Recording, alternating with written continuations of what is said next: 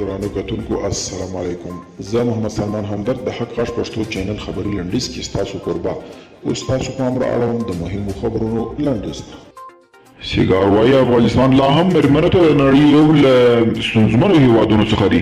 سیګاریا د افغانستان د بیا رغونې لپاره د امریکا د څار ځانګړې اداره وايي افغانستان اوس هم یو له هغو هیوادونو څخه دی چې د ښځو پر وړاندې ستونزې پکې ډېرې دي. کورنۍ چارو وزیر وايي لویو لارو کې د پولیسو د اخاذیو په اړه شکایتونه خپاره څېړم. په افغانستان کې د بار وړونکو موټر د لویو شرکتونو د اعتصاب په دوام د کورنۍ چارو وزیر مسعود انرابي ډاډ ورکوي چې له دې وروسته په لویو لارو کې د پولیسو د اخاذیو په اړه ټول شکایتونه په خپله څېړي. د ایران په سیسخ ښارګوټي کې زلزلې 40 تنه ټپیان کړي دي. د ایران په جنوب لویدیځ کې د سیسخ په ښارګوټي کې د 15.6 ریشټر په کچه د تېرې ورځې په زلزلې له امله د ایران د رسنیو په وینا لږ تر لږه 40 تنه ټپیان شوي دي.